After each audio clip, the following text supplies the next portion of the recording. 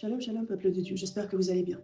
Ce matin, méditons ensemble et approfondissons Matthieu 7,7, qui dit « Demandez et l'on vous donnera, cherchez et vous trouverez, frappez et l'on vous ouvrira ». Ce verset est une invitation divine à entrer dans une relation active avec Dieu. Jésus y exprime ici la dynamique de la foi, demander, chercher, frapper. 3 verbes, 3 mouvements, 3 étapes d'une marche qui engage le cœur. Voyons ensemble quelques étymologies. En grec, demander se dit aiteo. Littéralement, cela signifie solliciter, implorer avec insistance. Il s'agit de reconnaître son besoin et de se tourner vers celui qui peut répondre. Dieu n'est pas indifférent. Demander n'est pas quémander, mais honorer Dieu comme source. Chercher se dit zétéo. Ce terme signifie donc investiguer, rechercher activement, poursuivre un but. Il suppose donc un mouvement, une démarche de cœur. Chercher, c'est donc s'engager dans un parcours de foi, comme on cherche un trésor, comme il est écrit dans Matthieu 13, 44. Frapper se dit crouo.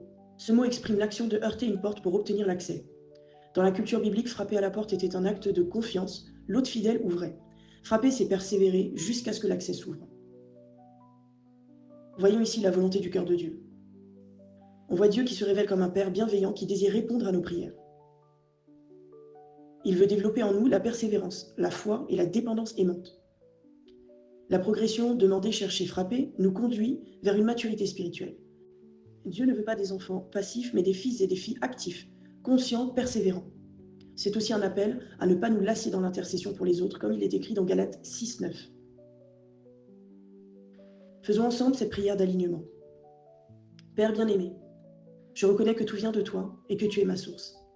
Aligne mon cœur avec ton désir, afin que mes prières ne soient pas centrées sur mes passions, uniquement, mais sur ta volonté parfaite.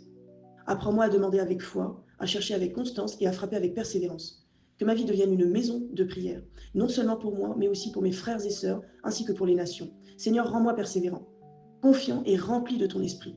Au nom de Jésus-Christ, j'ai ainsi prié. Amen. Nous allons ensemble confesser notre foi et déclarer la vérité de la parole de Dieu qui vient de s'asseoir en nous. Je déclare que je marche dans la confiance absolue envers mon Père céleste et que tout ce que je demande selon sa volonté m'est donné.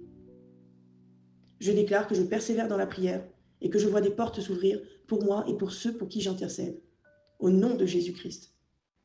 Maintenant, bien-aimé de Dieu, j'aimerais t'encourager fortement. Ne te lasse pas.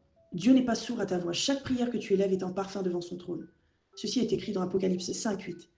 Même quand le ciel semble silencieux, le Père prépare une réponse qui dépasse ton attente. Continue de demander, de chercher, de frapper. Persévère pour toi, mais aussi pour les autres. Tu es appelé à être un intercesseur, un veilleur sur les murs. Ta persévérance est une clé. Ta foi ouvre des portes et ton Dieu est fidèle. C'était le prophète Raïssa. Ravi d'avoir été à ton service. Shalom.